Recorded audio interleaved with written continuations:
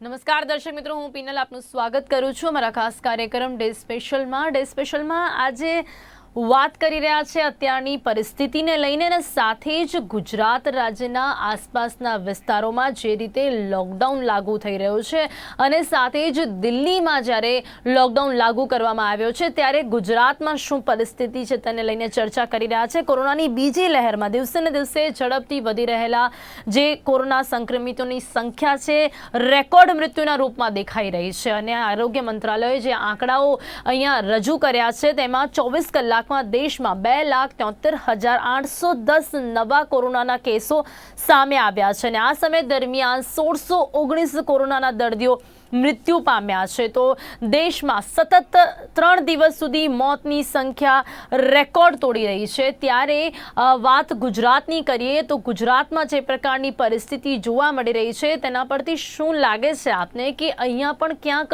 લોકડાઉનની જરૂરિયાત છે કે કેમ? અને સાથે જો વાત કરીએ દિલ્હીની પરિસ્થિતિની તો દિલ્હીમાં પણ અત્યારે એ પ્રકારની સિચ્યુએશન જોવા મળી રહી છે કે જે પેશન્ટ છે તેમને બેડ નથી મળી રહ્યા અને એટલા જ માટે કેજરીવાલે ત્યાં લોકડાઉન લાગુ કર્યું છે અને સાથે જ લોકોને अपील करी है कि लॉकडाउन पालन करे।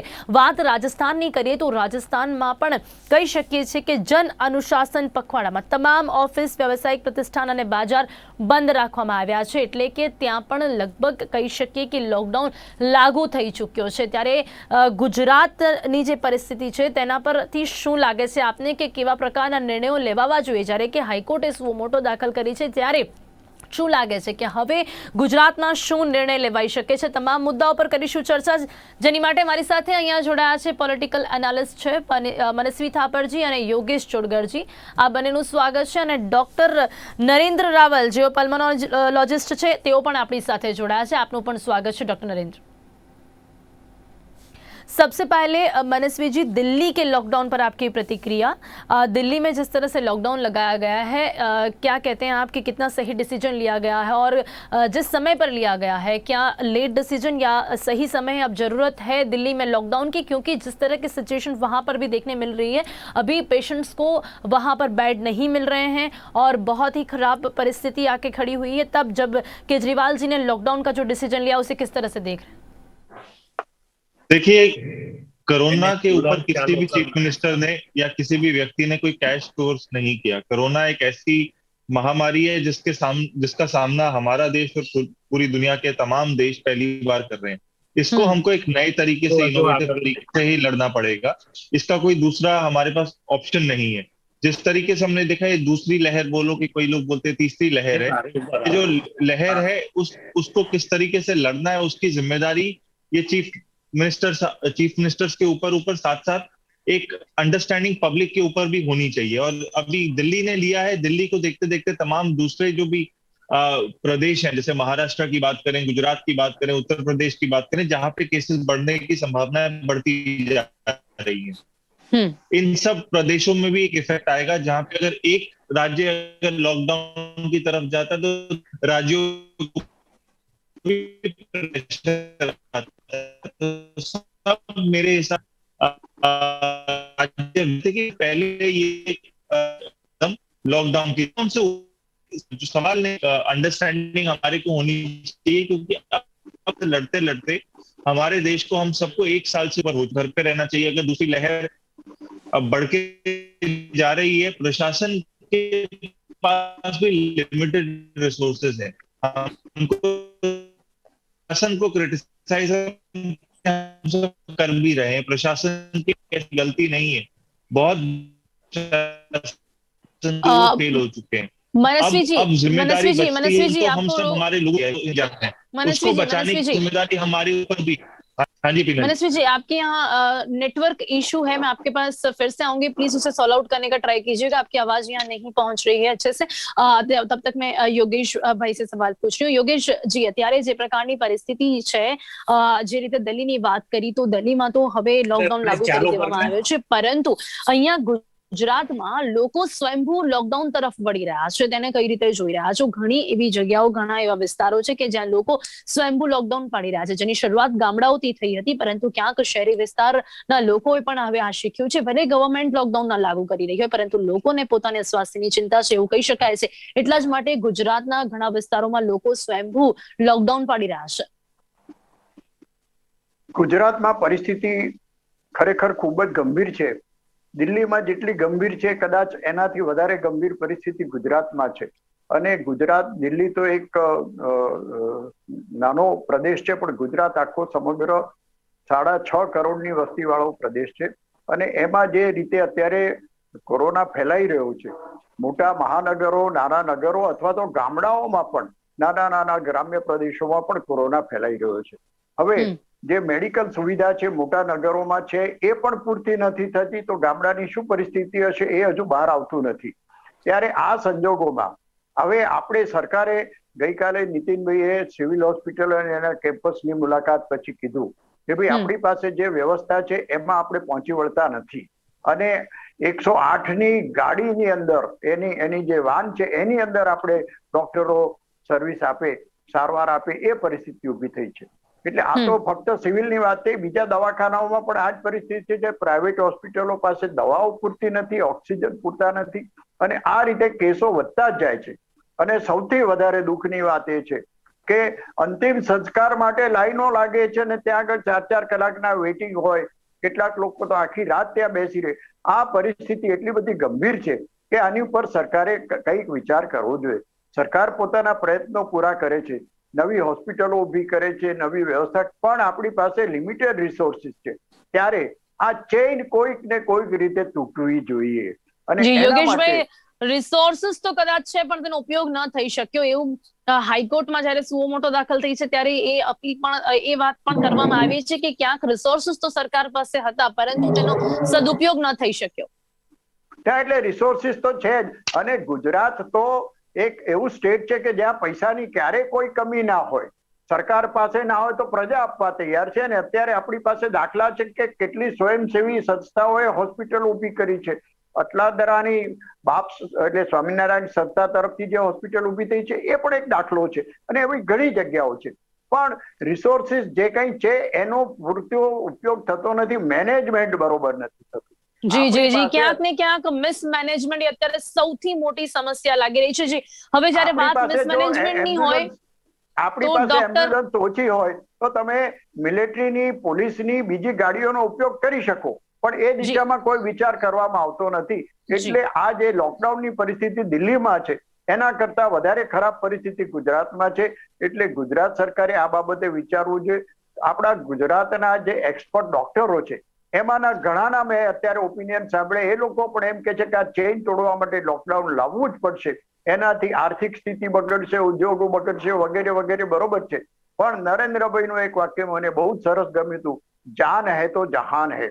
આપણે જો પણ હું આપને યોગેશભાઈ વારંવાર કહેતી હોઉં છું કે પછી એમણે જ કહ્યું હતું કે જાન ભી ઓર જહાન ભી, એટલે ક્યાંક હવે એ જ વાત ઉપર તેઓ આગળ વધી રહ્યા છે. डॉक्टर नरेंद्र આપણી સાથે છે. जी डॉक्टर नरेंद्र हिनल जी, मेरी आवाज आ रही है अभी आपको? जी, अब आपकी आवाज आ रही है क्लियर. मैं आपके पास फिर से आऊंगी. डॉक्टर नरेंद्रजी, હવે અત્યારે જે મેડિકલ ડિપાર્ટમેન્ટની વાત કરીએ એમાં જે મિસમેનેજમેન્ટની વાત કરી રહ્યા છે, આપની પાસેથી એ જાણવા માંગીશું કે અત્યારે મેડિકલ ક્ષેત્રે જોડાયેલા લોકો, તમામ ડોક્ટર્સ, ટીમ્સ અને હોસ્પિટલ્સ સાથે જોડાયેલા લોકો કેવા પ્રકારની પરેશાનીઓનો સામનો કરી રહ્યા છે, કેવું મિસમેનેજમેન્ટ જોવા મળી રહ્યું છે? આ વખતનો જે વાયરસ છે મ્યુટન્ટ વાયરસ છે. ઇન્ડિયન સેકન્ડ મ્યુટન્ટ નો વાયરસ છે. આમાં યુકે નો પણ વાયરસ આવેલો છે, બ્રાઝિલ નો પણ છે, સાઉથ આફ્રિકા નો વાયરસ છે. અને આ વાયરસ પહેલા કરતા વધુ ઘાતક છે. વાયરસ છે ને આપણા કરતા વધુ ચાલાક છે. એટલે પોતાનું સ્વરૂપ એટલે મ્યુટન્ટ બદલે છે, પોતાના રંગસૂત્રો બદલે છે, પોતાનો જીન્સ બદલે છે ને વધુ ઘાતક થતો જાય છે. પહેલા એક કોરોનાનો વ્યક્તિ 3 ને કોરોના ફેલાવતો હતો. અત્યારે આ કોરોનાના વ્યક્તિ 5 થી 7 લોકોને કોરોના ફેલાવે છે. પહેલા કોરોના 5 થી 7 દિવસે સ્પીડ પકડતો હતો, અત્યારે 3જા દિવસે સ્પીડ પકડે છે. અને 3જા દિવસે સીટી સ્કેન ની અંદર પણ ઇન્વોલ્વમેન્ટ આવે છે. એટલે કોરોના બહુ ઘાતક થયો છે. અને પહેલા કરતા અત્યારે ઘણા બધા લોકો સંક્રમિત, હું એવું કહું કે લાસ્ટ ટાઈમ જે કોરોના હતો એના કરતા અત્યારે 10 ગણો વધારે સંક્રમિત થયું છે, જેના હિસાબે હોસ્પિટલો ઉપર લોડ પડ્યો છે. જી, પણ કેવું મિસમેનેજમેન્ટ જોવા મળી રહ્યું છે જેના કારણે લોકો ના ડેથ વધારે થઈ રહ્યા છે દેશમાં વાત કરીએ તો સતત ત્રીજા દિવસે સૌથી વધુ મોતની સંખ્યા રેકોર્ડ તોડી રહી છે ડોક્ટર. એટલે એના બેન એવું થયું છે કે હોસ્પિટલ ઉપર લોડ પડી રહ્યો છે. અત્યારે ડોક્ટરોને કોરોના હોય તો એમને દાખલ કરવાની હોસ્પિટલોમાં જગ્યા નથી. જગ્યા હોય છે તો રેમડેસિવિર ઇન્જેક્શન પણ આપણી પાસે પૂરતા સ્ટોકમાં હશે, પણ પબ્લિકને જેને જોઈએ છે તેને મળી નથી રહ્યા. ઓક્સિજન નથી મળી રહ્યું, આઈસીયુ બેડ નથી મળી રહ્યા. એટલે બેન શું થયું છે કે ગવર્મેન્ટ, હું માનું છું કે એમના બધા પ્રયત્નો કરે છે, પણ મારા બીજા જે વક્તાએ વાત કરી કે ભાઈ તમે બીજા જે રિસોર્સિસ છે, આપણે જયારે પૂર અથવા આગ લાગે છે ત્યારે મિલિટરીને યાદ કરીએ છીએ, તો મિલિટરીને પહેલાથી જ યાદ કરો ને કે પહેલાથી જ તમે અત્યારે જરૂર 200-1000 દર્દીઓની હોય ને તો તમે 5000 દર્દીઓની સુવિધા પહેલાથી જ તૈયાર કરો ને. અને બેન બીજું પબ્લિકે સમજવાની જરૂર છે, વેક્સિન લેવાની જરૂર છે, કોઈ પણ બહાના કાઢવાની જરૂર નથી, માસ્ક પહેરવાની જરૂર છે. અને બેન લોકડાઉનમાં લાસ્ટ યર આપણે લોકડાઉનમાં હતા ને એટલે કદાચ આપણે બચી ગયા છે ને વિશ્વમાં છે ને બહુ ઊંચા કોલર કરીને આપણે ફરતા હતા કે ભારતમાં તો કોરોના અમે નથી લીધો છે, પણ આ વખતે લોકડાઉન નથી નાખ્યું ને એના હિસાબે આ ખરાબ પરિસ્થિતિ પેદા જી, એટલે થઈ છે. આપને લાગે છે કે ક્યાંક લોકડાઉન જ આ ચેઇન તોડી શકે છે? મને નહીં બેન, ફક્ત માને આપણા દેશમાં જે ભણેલા છે એટલા જ છે ને અણસમજુ લોકો પણ વધારે છે, એટલે સ્વયંભૂ લોકડાઉન થાય કાં તો ગવર્મેન્ટ નહીં, જેની શરૂઆત થઈ છે ડॉक्टर नरेंद्र, घनी बड़ी जगह एनी शुरुआत અહીંયા જોવા મળી રહી છે. मनस्वी जी, यहाँ पर लोग समझ रहे हैं और स्वयंभू लॉकडाउन कर रहे हैं. दिल्ली में सरकार समझ चुकी है, राजस्थान में भी सरकार ये बात को समझ रही है. मतलब कहीं ना कहीं ये तो टेक्निकली क्लियर हो ही रहा है कि इस चेन को तोड़ने के लिए लॉकडाउन की जरूरत है. दिल्ली में भी यही सोच के ये डिसीजन लिया गया है, तो कहीं इसकी इम्पैक्ट अब देखने मिलेगी. शायद हमने कुछ दिन पहले बात की थी कि कंपटीशन जो होती है ना, कि अब जब कोई राज्य करेगा तब शायद गुजरात में होगा, तो कहीं अब इसकी शुरुआत हुई है, आपको लगता है? पीनल जी, आप ही के शो पे ये वाला डिस्कशन हमने कुछ दिनों पहले भी किया था. मेरी आवाज बिल्कुल आ रही है? जी जी जी जी. हाँ जी. तो हमने आपके शो पे ही डिस्कशन ये किया था. और ये क्या होता है, ये कलेक्टिव जब फेडरलिज्म होता है तो हर कोई सरकार जो होती है दूसरे स्टेट्स को देखती है और उस हिसाब से अपना निर्णय लेती है. पर हमको समझना पड़ेगा कि जो हमारी लड़ाई है ना, हमारी लड़ाई कोरोना से है, कोविड वायरस से है, जिसका कोई चेहरा नहीं है. एक चीज हमको समझ आती है कि कोरोना जो है हमारे पॉलिटिशियन से, हमारे ब्यूरोक्रेट से कुछ कदम आगे है. जो वो सोचते हैं उससे पहले कोरोना जो अपना घातक विस्तार है या घातक उसका चेहरा है वो दिखा देता है लोगों को. जो प्रिपेयर्डनेस हमारी होनी चाहिए थी 1 साल के अंदर, 1 साल से पहले जो हम लोगों को तैयार करना चाहिए था, हेल्थ इंफ्रास्ट्रक्चर हो या वैक्सीनेशन ड्राइव हो, वहां पे कहीं ना कहीं उसके ऊपर फोकस हट गया. हम पिछले 3 से 6 महीने की अगर बात करें, कहीं ना कहीं एक कैजुअल एफर्ट आ गया हमारे सबके जीवन में. हम कोरोना को बहुत कैजुअली लेने लगे. हमको लगा कि देश से कोरोना जा चुका है और जो हिस्ट्री हमको इतिहास नहीं, मनस्वी जी, वो तो जो दिखाया गया वही लोग समझने लगे. उसी पे आ रहा हूं मैं पीनल जी, क्योंकि क्या हुआ कि पॉलिटिकल जो नेतृत्व है उनको ये लगा पीनल जी कि कहीं ना कहीं हमारे लिए इलेक्शन लड़ना जरूरी है, फोटो खिंचवाना जरूरी है, दिखाना जरूरी है. और आज भी अगर हम बात करें कि बंगाल के इलेक्शन में कोई फेरफार नहीं है. अगर हम बात करें कि सबसे ज्यादा कोरोना के केसेस कहां पे, तो हमारे को 3-4 राज्य दिखाई देते हैं. एक महाराष्ट्र होता है, गुजरात होता है, दिल्ली होता है, उत्तर प्रदेश होता है, पर बंगाल की बात नहीं हो रही. और इसी तरीके से अगर हम 2 महीने पहले की बात करें, जब कोरोना का ये जो सेकेंड वेव का शुरुआत होने वाली थी, उसी समय पे हमारे गुजरात में म्युनिसिपल इलेक्शंस हुए. वहां पे हजारों की रैलियां हुई और हजारों लोग एक साथ इकट्ठे हुए. और इसी के कारण, और दूसरा, एक नरेंद्र मोदी क्रिकेट स्टेडियम में लोग जब लाखों इकट्ठा एक साथ हुए बिना 2 गज की दूरी के, तो ये कोरोना का, ये जो प्रधानमंत्री जी कहते हैं, प्रधानमंत्री जी टीवी पे आके हाथ जोड़ जोड़ के सबको बार बार कहते हैं कि 2 गज की दूरी जरूरी है, मास्क पहनना जरूरी है. और वहां पे हमने देखा गुजरात में स्पेशली उनके ही पार्टी के लोग ना ही 2 गज की दूरी रख रहे थे, ना ही कोई मास्क पहन रहा था, और त्योहार पे त्योहार बना रहे थे. जिस तरीके से कोरोना जैसी कोई बीमारी या ऐसी पेंडेमिक कभी गुजरात में था ही नहीं. ये किस तरीके से माहौल हो गया लीडरशिप द्वारा. और जब लीडर्स ऐसा करते हैं पीनल जी, तो कॉमन आदमी जो होता है वो भी ऐसा करने लग जाता है. तो कहीं ना कहीं लोगों को ये लगने लग गया, अगर आप सरकार में हो तो मास्क की जरूरत नहीं है, अगर आप कार में हो तो आपको मास्क पहनना जरूरी है, जहां पे आप अकेले भी हो. तो कहीं ना कहीं पॉलिटिकल लीडरशिप ने कंफ्यूजन क्रिएट किया कोरोना के ऊपर कि कोरोना है या नहीं है, क्योंकि अगर कोरोना था या होने वाला था, इसकी जिम्मेदारी सबसे पहले पॉलिटिकल क्लास की होती थी।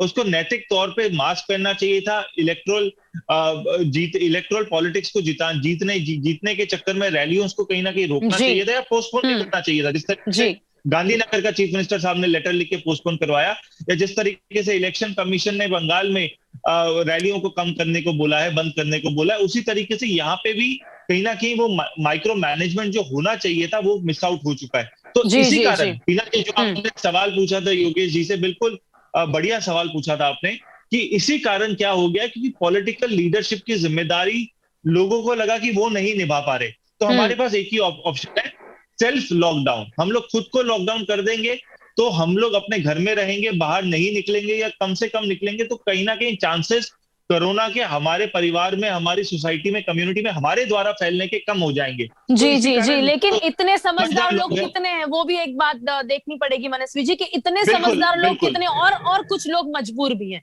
मतलब दो तरह के लोग बिल्कुल हैं, एक तो जो समझदार नहीं है, एक तो वो जो लोग मजबूर नहीं है। और इसीलिए ही गवर्नमेंट होती है कि इन दोनों तरह के लोगों को बैलेंस कर सके, जो अभी नहीं हो पा रहा है। योगेश भाई, હવે જે સવાલ મનસ્વીભાઈને પણ પૂછ્યો હતો, કે લાગે છે કે ક્યાંક હવે જ્યારે ગુજરાતના પાડોશી રાજ્યોમાં લોકડાઉન થઈ રહ્યું છે, એની સાથે સાથે પાટણમાં પણ તંત્ર દ્વારા લોકડાઉન લાગુ કરવામાં આવ્યું છે, એની સાથે સાથે અમદાવાદના અમુક નરોડા જેવા વિસ્તાર છે, અમુક બીજા સાબરમતી વિસ્તારમાં આંશિક લોકડાઉન, એટલે પોતાની રીતે લોકડાઉનની શરૂઆત થઈ રહી છે. હવે શું લાગે છે કે પાડોશી રાજ્યોને જોતા આ ગવર્નમેન્ટ શું કરશે? દિલ્હી અને રાજસ્થાનની વાત છે. રાજસ્થાનમાં સ્વૈચ્છિક લોકડાઉનની વાત આવી છે, ત્યારે આનો દાખલો લઈને ગુજરાતમાં હવે કંઈક કરવું પડશે. અને મનસ્વીજીએ બહુ ભાર દઈને કીધું કે આપણી પાસે એવી લીડરશિપ છે કે જે લીડરશિપને લોકો ફોલો કરે. મને એક વાક્ય યાદ છે, લીડર કોને કહેવાય? Leader who leads the people. એટલે લીડર જે કરતા હોય એ લોકો કરે, પ્રજા કરે. એટલે આ લીડર પણ અત્યારે જે લીડર કરી રહ્યા છે, જુદી જુદી ઇલેક્શનો ગુજરાતમાં થઈ, નગરપાલિકાની થઈ, અત્યારે એક પેટા ચૂંટણી થઈ, અને આ બધામાં જે નેતાઓએ જે રોલ ભજવ્યો એને લોકોએ જોયો, એટલે એમને એમ થયું કે જો આ લોકો ના કરતા હોય તો અમારે કરવાની શી જરૂર છે. હવે ગઈકાલની જ વાત કરું, ગઈકાલે આપના ચેનલ ઉપર એક દ્રશ્ય બતાડ્યું કે એક નેતા, મને ગામ યાદ નથી રહ્યું, પણ એ ત્યાંના તાલુકાના ઉપપ્રમુખ હતા, એના દીકરાના લગ્નમાં 500 થી 1000 માણસો ડાન્સ કરતા હતા, કોઈએ માસ્ક નહોતો પહેર્યો. હવે જો આ જ જાતના નેતાઓ આપણા નસીબમાં લખાયા હોય તો મને લાગે છે, કારણ કે નસીબમાં હું માનતો નથી, પણ હવે મને લાગે છે કે આપણા નસીબમાં કોરોના લખાયેલો જ છે. આનાથી ગંભીર પરિસ્થિતિ ઊભી થવાની છે જો આપણી પાસે આવું જ નેતૃત્વ હશે તો. જ્યારે આપણને કીધું કે તમે ઘંટ વગાડો, તાલીઓ પાડો, દીવા કરો, અમે બધું કર્યું, અને જ્યારે લોકડાઉન સખત રીતે અહીંયા નાખવામાં આવ્યો ત્યારે પ્રજાએ પૂરતો સાથ આપ્યો, ઘણી બધી મુશ્કેલીઓ છતાં, અને કેટલાક લોકોને રોજી ગઈ, કેટલીક ફેક્ટરીઓ બંધ પડી, આ બધું છતાં પ્રજાએ કોઈ અવાજ ઉઠાવ્યો નહોતો. પણ અત્યારે લીડરશિપ જે કઈ, પણ યોગેશભાઈ, અત્યારે એ પ્રજા અવાજ ઉઠાવી રહી છે કે લોકડાઉન આવશે તો પણ અમે લોકો મરી જઈશું, એટલે એ વાતનું ધ્યાન પણ અત્યારે ગવર્નમેન્ટ રાખી રહી છે, કાં તો પછી બીજી અન્ય તારીખોની રાહ જોવાઈ રહી છે લોકડાઉન માટે, એવું પણ કહી શકાય છે. ના, અત્યારે તો શું છે કે સરકાર અનિર્ણિત સરકાર છે, એના પ્રવક્તાઓ તો બધા સંવેદનશીલ ને નિર્ણાયક ને બધા જાત જાતના શબ્દો વાપરે છે ને, એ એમને વાપરવા દો, એ એમને મુબારક. પણ પ્રજા તો સમજે છે. અત્યારે તમે જો જુદા જુદા શહેરોમાં, નાના નાના ગામોમાં સ્વૈચ્છિક લોકડાઉન, અમદાવાદ શહેરમાં પણ સવારના 2 કલાક બજાર ચાલશે ને પછી બંધ થઈ જશે, આ રીતે સ્વૈચ્છિક પ્રજા જયારે કરી રહી છે ત્યારે એના ઉપરથી સરકારે બોધપાઠ લેવો જોઈએ. સરકારમાંથી પ્રજા બોધપાઠ લે, એને બદલે હવે સરકારે બોધપાઠ લેવાની જરૂર છે કે હવે જો આપણે કંઈક પગલા નહીં લઈએ, લોકડાઉન નહીં કરીએ, તો અત્યારે મોતના આંકડા જે આવી રહ્યા છે અને એક માણસ પણ મરે છે, મારો એક ગુજરાતી મરે છે, આનું મને દુઃખ થાય છે. અને એ કોના પાપે? આ અવ્યવસ્થા અને મિસમેનેજમેન્ટના પાપે. આપણી પાસે પૂરતો ઓક્સિજન હોય તે છતાં આપણે બીજા સ્ટેટને મોકલીએ, આપણી પાસે પૂરતી દવાઓ હોય છતાં બીજા સ્ટેટને મોકલવામાં આવે. આ બધા સમાચાર જયારે સાંભળીએ છીએ ત્યારે ગુજરાતી તરીકે મને દુઃખ થાય છે કે મારા આટલા ગુજરાતી નાગરિકો રોજના મરે છે, એની કોઈને સંવેદના થતી નથી. તમે આપણી પાસે આખા દેશમાં ગુજરાત સૌથી વધારે ફાર્માસ્યુટિકલ દવાઓ બનાવે છે અને આપણને દવાઓ ના મળે, આ કેવું? જી જી જ્યારે ડોક્ટર નરેન્દ્ર અત્યારે વેક્સિનેશનની વાત ચાલી રહી છે ત્યારે વેક્સિનેશનમાં પણ અત્યારે બહુ ઢીલું ચાલી રહ્યું છે. જી ડોક્ટર નરેન્દ્ર ડોક્ટર નરેન્દ્ર અહીંયા જે પ્રકારની પરિસ્થિતિ અત્યારે જોવા મળી રહી છે, હવે ચીન તોડવા માટેની જો વાત કરવામાં આવે તો જે લોકોને વેક્સિન આપી દેવામાં આવી છે, હવે એ એક ડોઝ એ લોકો લઈ ચુક્યા છે અને ત્યાર પછી એમનો બીજો ડોઝ પણ હશે. કેટલો સમય લાગશે? જે રીતે આપણે ગવર્મેન્ટ પાસેથી કોઈ આશા અત્યારે ન પણ રાખીએ, હવે જે રીતે લોકો સ્વયંભૂ લોકડાઉન તરફ આગળ વધ્યા છે, લોકો સમજદાર થાય અને વેક્સિન લઈ લે લોકો, તો કેટલો સમય લાગી શકશે આ ચેનને તોડવા માટેનો? જો લોકડાઉન સ્વયંભૂ લોકો પાડે અને ત્યાર પછી બીજો ડોઝ જે લોકો વેક્સિન નું લઈ લે, ત્યાર પછી કેટલો સમય લાગી શકે છે? બેન, હું આપણે આ પ્રશ્નનો જવાબ આપીને, મારા ઘરમાં જે ઇમરજન્સી છે એટલે હું કદાચ આપને રજા લઈશ. આપને જી ચોક્કસથી. હાજી આ જે વેક્સિનની ચેન છે ને બેન, વેક્સિન આપે અત્યાર સુધીમાં છે ને 8 કરોડ લોકોને આપ્યું છે. એમાંથી લગભગ 5 કરોડ ને પહેલો ડોઝ આપ્યો છે અને બાકીના લોકોને આપણે બંને ડોઝ આપી દીધા છે. એટલે બેન, પબ્લિકની કમ્પેરેટિવમાં વેક્સિન આપવાની સ્પીડ ઓછી છે. એટલે પહેલા તો વેક્સિન આપવાની સ્પીડ 10 ગણી કરવી જોઈએ અને શક્ય હોય તો બીજું વેક્સિન પણ 28 દિવસની જગ્યાએ થોડું વહેલું આપવું જોઈએ. વેક્સિન આપણી પાસે અત્યારે એક આશાનું કિરણ છે.